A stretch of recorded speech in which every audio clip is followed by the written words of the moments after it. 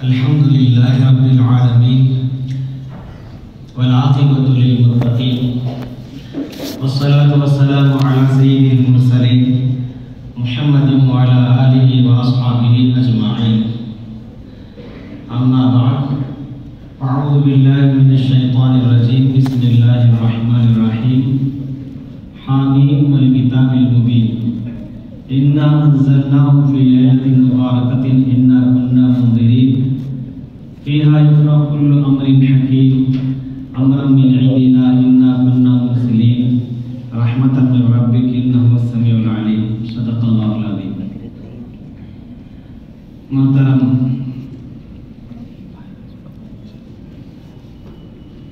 عمائدین شہر،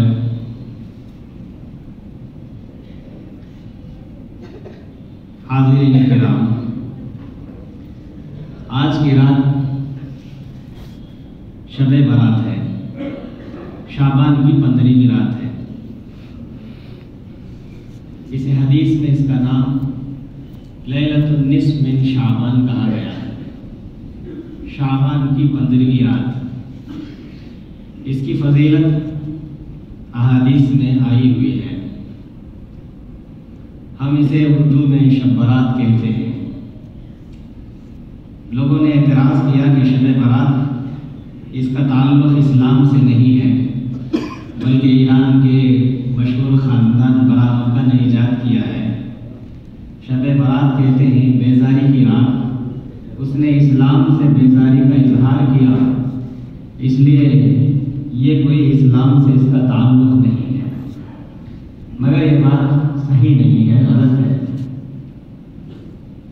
انہوں نے اس مسئلے کو عرض کیا کہ اس کے نام سے کہ شب برات ہے، اگر اس کا نام، اس کا تعلق اسلام سے ہوتا تو شب برات نہیں ہوتا ہے، چونکہ شب رات کو کہتے ہیں، فارسی لفظ ہے، برات عربی لفظ ہے، فارسی اور عربی کو ملا کر نام رکھا گیا۔ نام خود بتاتا ہے کہ اس کا تعلق اسلام سے نہیں ہے، مگر یہ بات ظاہر طور پر ہمیں باوزن نظر آتی ہے، در حقیقت یہ بے وزن ہے، یہ دلیل کوئی مضبوط نہیں ہے۔ اس رات کا تعلق اسلام سے وہ ہے، اور اس کی فضیلت احادیث میں ثابت ہے۔ اسے حدیث میں لیلۃ من شعبان کہا گیا ہے، شعبان کی 15ویں رات، جیسا کہ ابن حبان ہے، ابن ماجہ ہے، امام ترمذی ہے، بیہقی ہے۔ شب برات کی فضیلت علی ذکر کیا ہے، اذا كانت لیلۃ النصف من شعبان فقوموا لیلہا وصوموا یومہا۔ حضرت علی رضی اللہ عنہ سے مروی ہے کہ جب شعبان کی 15ویں رات ہو، اس رات کا قیام کرو، یعنی رات میں عبادت کرو۔ جب دن آگے ہو تو اگلے دن اسے روزہ رکھو، جیسے اما جان حضرت عائشہ کی رضی اللہ عنہ کی حدیث جو مشہور ہے، وغیرہ وغیرہ احادیث میں اس کی فضیلت تقریباً 4 یا 5 احادیث جو صحیح حدیث سے ثابت ہے۔ دور جدید کے قریب کے مشہور محدث مدینہ یونیورسٹی کے جیسے شیخ ناصر الدین البانی نے اپنی کتاب سلسلۃ الصحیحہ کے اندر اسے صحیح قرار دیا ہے، تو ہمارے علماء نے اسے صحیح قرار دیا ہے، تو اس رات کی فضیلت سب کے نزدیک ثابت ہے۔ بعض حدیث اس کی ضعیف بھی ہیں، تو راوی کی وجہ سے ضعف اس کے اندر پیدا ہوتا ہے۔ آپ کی یاد ہونی چاہیے کہ ضعیف روایات بھی فضائل میں معتبر ہوتی ہیں۔ مسائل و احکام کے اندر تضعیف و تصحیح کا اعتبار کیا جاتا ہے۔ البتہ شب برات کے نام پر جو اعتراض کیا گیا تھا، شب الگ رات فارسی میں ہے، بیزاری کو کہتے ہیں کہ اس نے اسلام سے بیزاری کا اظہار کیا، تو اس کا جواب علماء نے یوں دیا ہے، یہ ایک وصفی نام ہے، عرفی نام ہے، ملا جلا کر کے رکھنا وصفی اور عرفی نام کو، یہ رائج ہے، اسلام سے اس کا تعلق ہے۔ ہر زمانے میں ایسا ہوتا ہے، جیسا کہ حضرت ابو ہریرہ رضی اللہ عنہ کا نام ایک عرفی نام ہے کہ ابو ہریرہ، آپ کا حقیقی نام جو کسے ہے؟ آج یہاں جتنے موجود ہیں کسی کو پتہ نہیں کہ حضرت ابو ہریرہ کا اصلی نام کیا ہے۔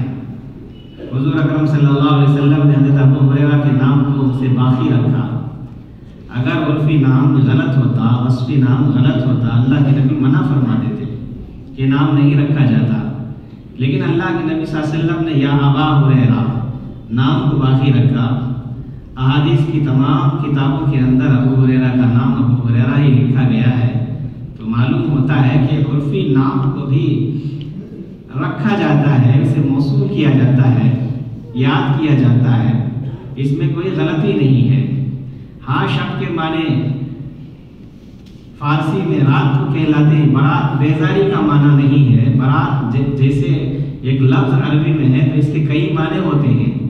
برات بیزاری کا معنی اس معنی کے اعتبار سے یہ گناہوں سے معافی اور جہنم سے چھٹکارے کی رات ہے، تو چھٹکارے کے معنی میں بھی برات کا لفظ استعمال ہوا ہے، بیزاری کے معنی میں بھی استعمال ہوا ہے، معافی کے معنی میں بھی استعمال ہوا ہے۔ تو ایک لفظ کے کئی معنی ہوتے ہیں، برات من اللہ ورسولہ فبرأ منہ وغیرہ وغیرہ الفاظ موجود ہیں قرآن مجید میں اس برات کے کہ کئی معنوں کے اندر اس کا استعمال ہوا ہے۔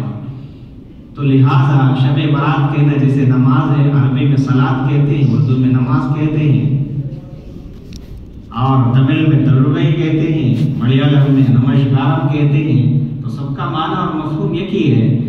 تو ہم یہاں ہندوستان کے رہنے والوں ہوں یا پڑوس ممالک کے رہنے والے ہوں، اگر اس کا نام ہم نے رکھا ہو شب برات تو اس میں کوئی قباحت نہیں ہے، اس کا اسلام سے تعلق باقی ہے۔ حضرت انس رضی اللہ عنہ کی حدیث موجود ہے، ابن ماجہ کی روایت ہے کہ لیلۃ النصف من شعبان، میں نے شعبان کی 15ویں رات ہو تو اس رات کو قیام کرو، یہ فضیلت والی رات ہے۔ اگلے دن روزہ رکھو۔ امام شافعی رحمۃ اللہ علیہ نے کتاب العلوم کے اندر لکھا ہے اس رات میں جاگنا، اگلے دن روزہ رکھنا مستحب ہے، فرض نہیں ہے۔ میں اسے فرض نہیں سمجھتا، میں اسے مستحب قرار دیتا ہوں۔ تو ائمہ اربعہ کے نزدیک اس رات کی فضیلت ثابت ہے۔ علامہ حسکفی رحمۃ اللہ علیہ نے در مختار میں اس کے روزے کو مستحب، اس کے قیام کو مستحب لکھا ہے، کسی نے اس کی تردید نہیں کی۔ حسن بن عمار شروع بلالی رحمۃ اللہ علیہ نے مراقب الفلاح کے اندر اس کے استحباب کو قائم فرمایا۔ الغرض یہ رات مستحب ہے، یعنی اس میں جاگنا، عبادت کرنا، اور دن ہو اگلے دن روزہ رکھنا ثواب دیا جاتا ہے، اس کی فضیلت آئی ہے۔ اللہ تعالیٰ نے ہمارے ایمان کی ترقی کے لیے، اعمال کی ترقی کے لیے، مغفرت کے لیے سال بھر میں 15 راتیں ہمارے لیے مقرر فرمائی ہیں۔ 14 دن ہیں، 15 راتیں ہیں، یہ سب فضیلتیں جس کی احادیث میں ثابت ہیں۔ والفجر ولیال عشر، جو سورۃ الفجر کے اندر ہے کہ ذی الحجہ کی پہلی 10 رات، 1 رات سے لے کر 10 رات تک اس کی فضیلت ثابت ہے، حتیٰ کہ کہا گیا کہ اس رات میں، ان ایام کے اندر عبادت 10 دن میں، چاہے دن میں ہو رات میں ہو، اللہ کو بہت زیادہ محبوب ہے، یہاں تک کہ جہاد فی سبیل اللہ سے بھی بڑھ کر اس کی فضائل ہیں۔ اور میں کہ سوائے اس جہاد کے جس میں انسان شہید ہو جائے، تو شہادت کا مقام آ گیا تو وہ شہادت بڑھ جائے گی۔ تو یہ 10 راتیں ہیں، اور عیدین کی راتوں میں جاگنے کی فضیلت، جیسے عید الفطر کی رات، عید الاضحیٰ کی رات، شعبان کی 15ویں رات، امام شافعی رحمۃ اللہ علیہ نے فرمایا کہ رجب کی پہلی رات، اس میں بھی دعائیں قبول ہوتی ہیں۔ فرمایا کہ آسمان دنیا پر اللہ تعالیٰ ان مخصوص راتوں میں نزول فرماتے ہیں، رحمت کی نگاہ اپنے مخلوقات کی طرف ڈالتے ہیں۔ حدیثوں میں آیا کہ ہے کوئی مجھ سے معافی چاہنے والا، میں اسے معاف کر دوں، ہے کوئی مجھ سے مغفرت چاہنے والا، میں اسے مغفرت کر دوں، ہے مجھ سے مانگنے والا سائل ہے کہ میں اسے سوال اسے پورا کروں، جو مانگتا ہے وعدہ کروں۔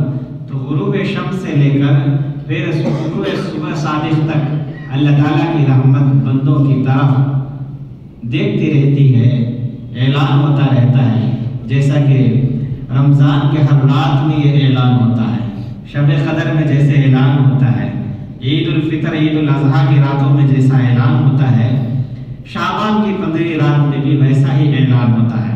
تو لہٰذا اس رات کو غنیمت جاننا ہے، تو اس رات میں اپنے استعداد کے مطابق، اپنی قدرت کے مطابق آدمی عبادت میں مصروف ہو۔ عبادت کے لیے کوئی خاص طریقہ یا خاص نمازیں منقول نہیں ہے۔ بعض کتابوں میں یا پیپر میں یا واٹس ایپ میں ایسا لکھ دیا جاتا ہے کہ اتنی رکعتیں اتنے خل کے ساتھ یا 10 خل کے ساتھ 100 رکعتیں، یہ سب علماء نے پہلے اسے بے اصل قرار دیا، کوئی اصل دلیل نہیں ہے، بلا دلیل کے، بلکہ اپنی استعداد کے مطابق، اپنی قدرت کے مطابق جو جتنی چاہے عبادت کرے۔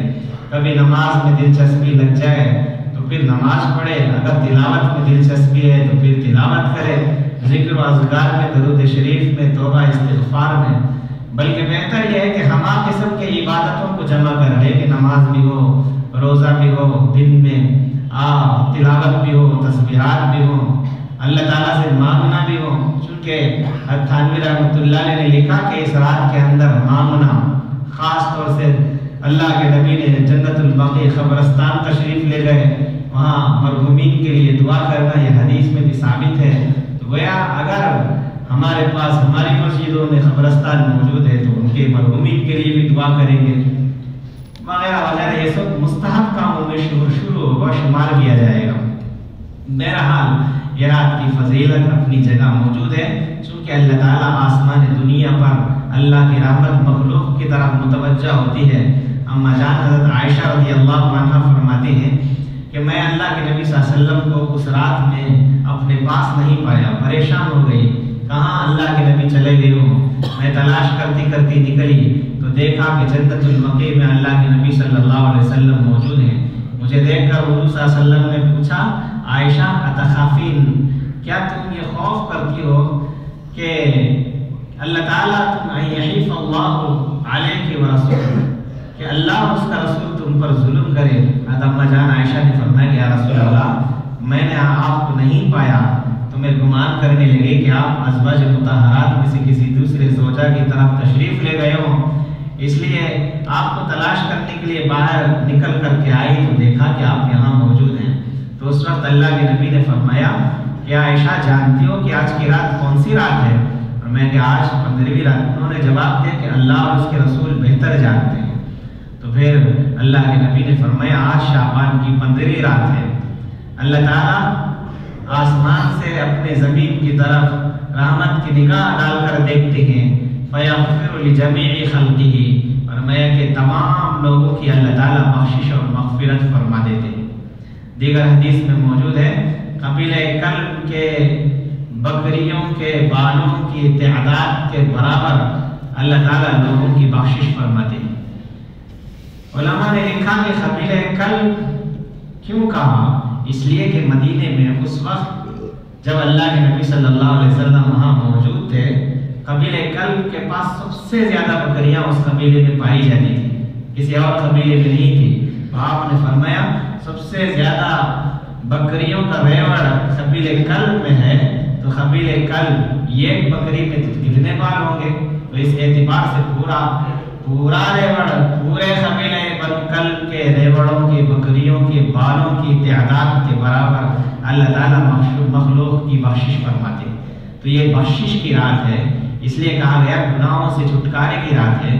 کئی نام اس کے آئے ہیں، جیسے ہم شب برات کہتے ہیں، ویسے ہی لیلۃ البرات، تو فرمایا لیلۃ المبارکہ، اور اسے لیلۃ النصف من شعبان، یہ نام احادیث میں دیے گئے ہیں۔ تو سورہ دخان کی پہلی آیت میں حامیم والکتاب المبین انا انزلناہ فی لیلۃ مبارکہ، ہم نے قرآن کو مبارک رات میں نازل کیا۔ حضرت اکرمہ رضی اللہ عنہ کی تفسیر میں ہے کہ اس مبارک رات سے مراد یہ شب برات ہے، 15ویں رات ہے، کہ 15ویں رات میں اللہ تعالیٰ سارے امور کی تقسیم فرشتوں کے حوالے کرتے ہیں، کہ جیسے کون کتنے افراد اس میں مریں گے، کتنے افراد اس میں پیدا ہوں گے، کتنے بچے پیدا ہوں گے، کتنی بارش ہوگی اور کتنا رزق کس کا تقسیم ہوگا وغیرہ وغیرہ سارے امور لوح محفوظ سے نقل کر کے فیہا یفرق کل امر حکیم، تو اس میں تقسیم کر دیا جاتا ہے۔ مگر یہ روایت ہے، مگر جمہور علماء کے نزدیک لیلۃ المبارکہ سورہ دخان میں جو ہے وہ شب قدر ہے، جس رمضان کے آخری عشرے کی راتوں میں شب قدر ہوتی ہے، تو اس کی یہ فضیلت ہے۔ جمہور مفسرین کا کہنا ہے، جیسے ابن کثیر رحمۃ اللہ علیہ، امام نووی صاحب تفسیر کبیر وغیرہ نے جمہور کی بات نقل کی ہے کہ اس سے لیلۃ القدر مراد ہے۔ الغرض صاحب عرائس البیان ایک مفسر ہے، انہوں نے اپنی کتاب میں عرائس البیان میں موجود ہے کہ اس سے لیلۃ المبارکہ سے لیلۃ المعراج بھی مراد ہے۔ معلوم یہ ہوا یہ آیت خاص طور سے شب برات کے لیے یقینی طور پر ثابت نہیں ہوئی ہے، علماء کا اس میں اختلاف ہے۔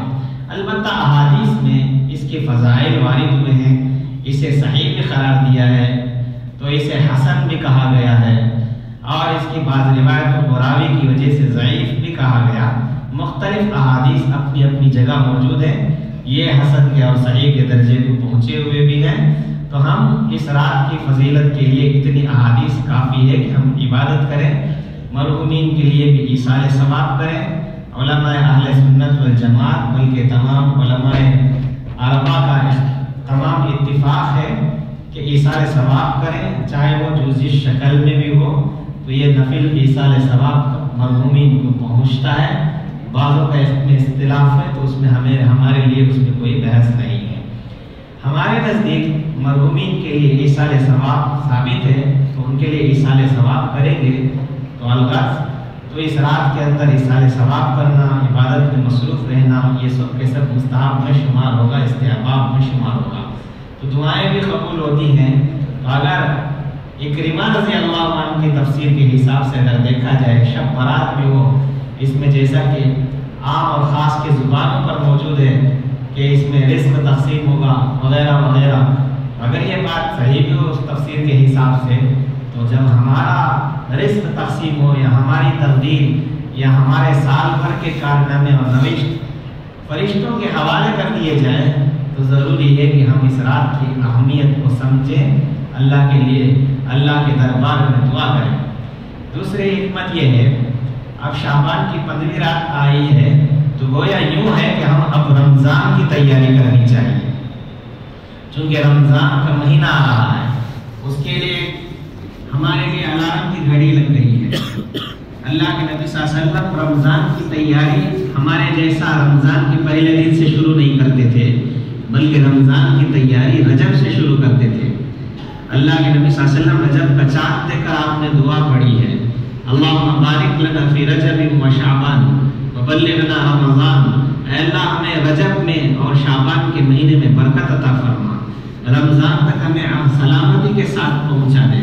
تو گویا رجب سے ہی اللہ کے نبی صلی اللہ علیہ وسلم نے رمضان کی تیاری کی ہے، تو ہم کم از کم شعبان کی 15ویں رات آج آ گئے ہیں، اللہ سے مانگنا ہے، لینا ہے، آگے کی خیر و برکتوں کو اللہ تعالیٰ سے حاصل کرنی ہے، پھر رمضان کے لیے پوری طرح تیار ہو جانا چاہیے۔ کیوں؟ اس لیے کہ اگر ہم نے رمضان کی تیاری شعبان ہی سے شروع کر دی تو عبادت میں مزہ بڑھ جاتا ہے، خلوص بڑھ جاتا ہے، ہمارے روحانیت میں نفسانیت میں انوارات اور تجلیات بڑھ جاتے ہیں، نیکیاں ہمارے زیادہ ہو جاتے ہیں۔ جو مقصود ہے روزے سے اور جو حکمت اور فلسفہ ہے روزے کا، میں کہ وہ سارا کا سارا حاصل ہو جائے گا اگر ہم اس کی تیاری شعبان سے شروع کر دیں۔ اقل الخلیل کم از کم 15ویں شعبان کو شروع کر دینی چاہیے۔ اگر ہم روزہ رکھتے، چونکہ سال بھر 11 مہینے میں ہم کھاتے ہیں پیتے ہیں اور لغویات میں اور دیگر کر کے لایانی کے اندر مصروف ہو جاتے ہیں، تو جس کی وجہ سے ہمارے دلوں پر گرد و غبار لگ جاتا ہے، عبادت کے اندر مزہ کم ہو جاتا ہے۔ ہم 5 وقت کی نماز پڑھتے ہیں تو پھر 10 منٹ نماز کے اندر ہمارا دھیان، ہمارا استحضار و کیفیت حاصل نہیں ہوتی ہے، تو عبادت کرتے کرتے کرتے پھر وہ نفس کے اندر ایک جاذبیت، ایک ملکہ پیدا ہوتا ہے، ایک نورانیت پیدا ہوتی ہے۔ اسی وجہ سے آپ نے دیکھا ہوگا رمضان کے پہلا عشرہ گزرنے کے بعد پھر روزے کا مزہ آنا شروع ہوتا ہے. بعضوں کو 2 عشرہ گزرنے کے بعد پھر رمضان کا مزہ آنا شروع ہو جاتا ہے. آخر میں شروع میں ہمیں 1 دن 2 دن بھوکا رہنے میں بڑی تکلیف ہوتی ہے. زیادہ کھاتے ہیں سحری میں، پھر رات میں زیادہ کھاتے ہیں، پھر آگے چل کر 3 4 دن 5 دن کا وقت گزرتا ہے، پھر کھانے کی مقدار آٹومیٹک کم ہو جاتی ہے. ہم نے بارہا اس کا آپ نے بھی تجربہ کیا ہوگا، یہ بات تجربے سے ثابت ہے. جیسے جیسے رمضان کے جتنے ایام گزر جاتے ہیں تو پھر کھانے کی مقدار کم ہو جاتی ہے. عبادت کی طرف انسانی نفس راغب ہو جاتا ہے. یہ کیوں ہے؟ یہ عبادت کا اثر، روزوں کا اثر ہوا کرتا ہے. کیونکہ 10 15 20 دن گزرنے کے بعد وہ کیفیت پیدا ہوتی ہے. پھر اللہ کے نبی صلی اللہ علیہ وسلم سمجھا رہے ہیں کہ رجب سے رمضان کی تیاری شروع کرنا آپ نے عادت ڈال دی. صحابہ کو بتلایا، دعائیں سکھائی. اور شعبان کے مہینے میں کثرت سے روزہ رکھنا احادیث میں ثابت ہے. اس کی حکمت کیا ہے کہ آمدہ ہو جائے، نفس مکمل تیار ہو جائے. ہمیں آخری رمضان کے آخری عشرے کے آخری ایام میں جیسے عبادت کا مزہ ہم حاصل کرتے ہیں، محسوس کرتے ہیں، وہ کیفیت اور مزہ رمضان کے شروع سے حاصل ہو جائے. اس کے لیے تو پہلے ہی سے ہمیں پریکٹس کرنے کی ضرورت ہے.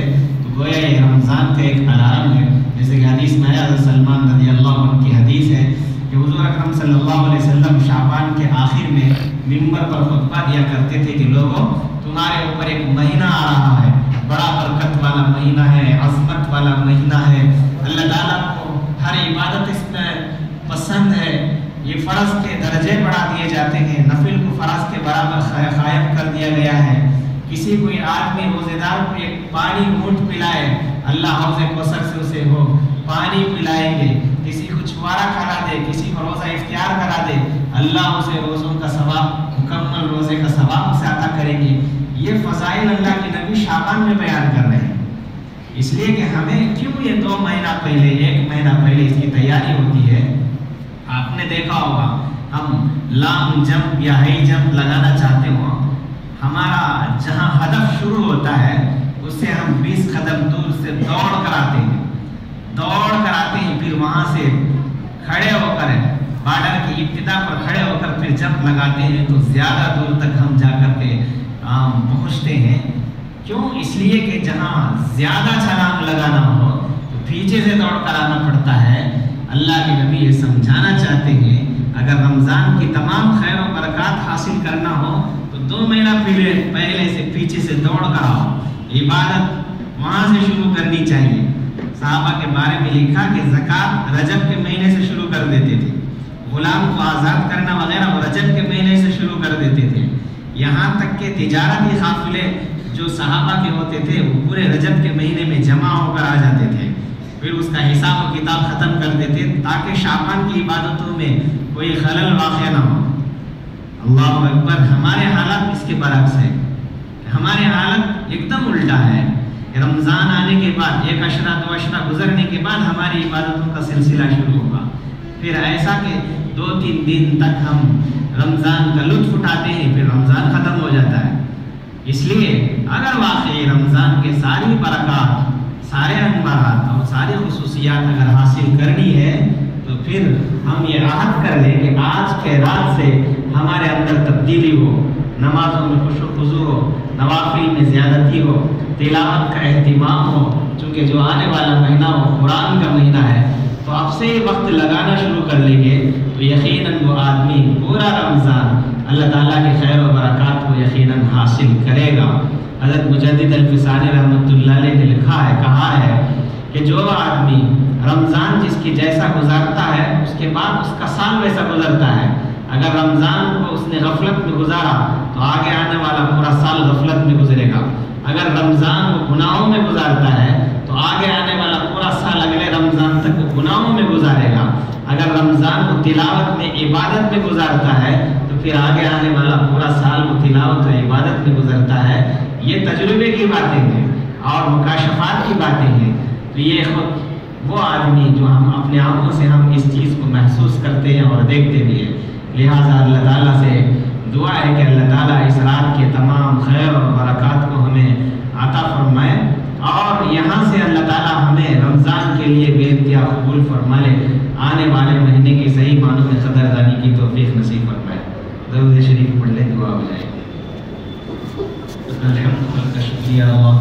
اللہم صلی علی سیدنا محمد وعلی آل سیدنا محمد وبارک وسلم۔ اللہم انت السلام ومنک السلام، تبارک ربنا وتعالیت یا ذا الجلال والاکرام۔ ربنا ظلمنا انفسنا وان لم تغفر لنا وترحمنا لنکونن من الخاسرین۔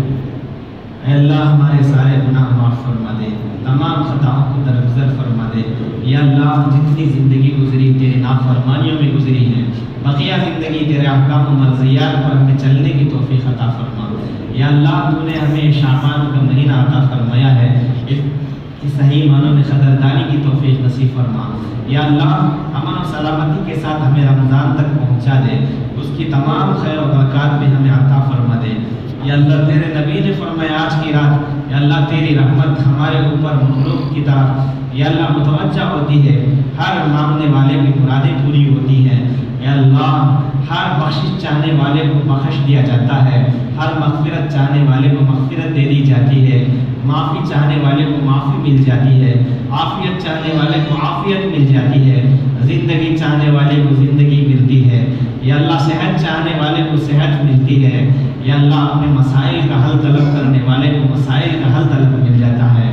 یا اللہ تیرے رضا چاہنے والے کو تیری رضا مل جاتی ہے۔ یا اللہ ہمیں تیری رضا نصیب فرما، ہمیں مغفرت فرما دے، عافیت کی دولت سے مالا مال فرما، صحت و سلامتی کے ساتھ یا اللہ رمضان تک پہنچا دے، ہمارے بیماریوں کو دور فرما دے، ہمارے جائز مقاصد و مرادوں کو اللہ پورا فرما دے، ہمارے یا اللہ بیویوں کی بخشش فرما دے، بچوں کی بخشش فرما دے، والدین کی بخشش فرما دے، مرحومین کی بخشش فرما دے، حاضرین کی بخشش فرما دے، غائبین کی بخشش فرما دے۔ یا اللہ جتنی زندگی گزری ہے تیری نافرمانی میں گزری ہے، بقیہ زندگی تیرا احکام و مرضیات پر ہمیں چلنے کی توفیق نصیب فرما۔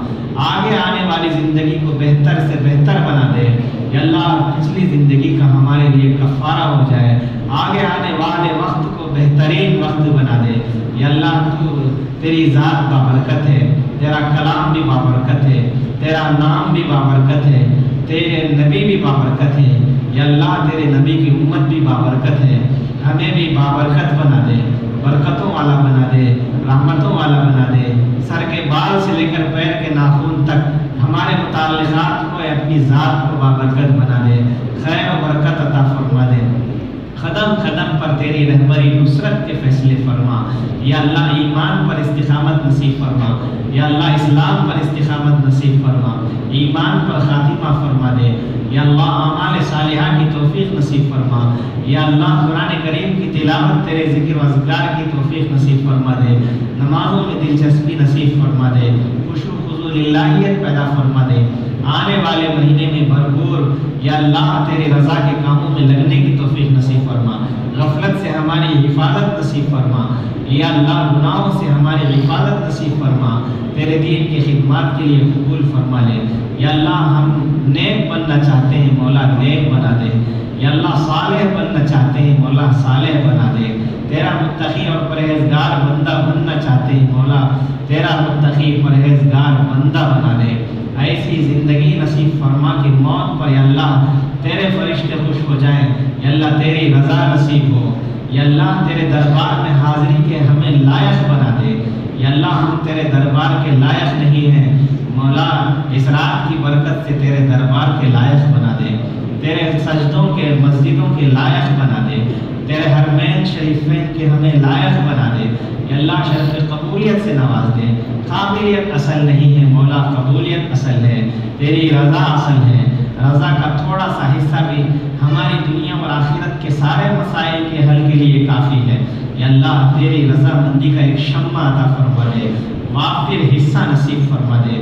یا اللہ تیری رضا چھوٹی سی چھوٹی رضا مندی بھی مولا بہت بڑی دولت ہے، ورضوان من اللہ اکبر، تو نے فرمایا ہے تیری چھوٹی سی چھوٹی رضا مندی بھی بہت بڑی چیز ہے۔ یا اللہ تیری رضا مندی ہمیں نصیب فرما۔ یا اللہ جتنے لوگوں نے دعاؤں کی درخواست کی ہیں ان کے جائز مقاصدوں کو پورا فرما۔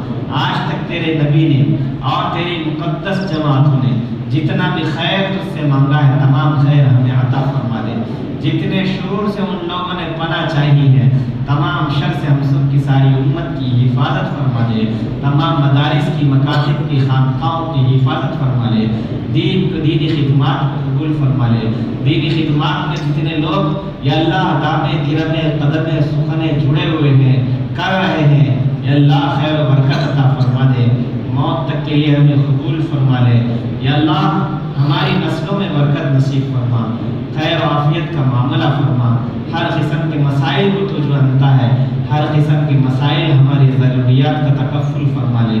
وصلی اللہ تعالی علی خیر خلقہ محمد وعلی آلہ واصحابہ اجمعین، الحمدللہ رب العالمین۔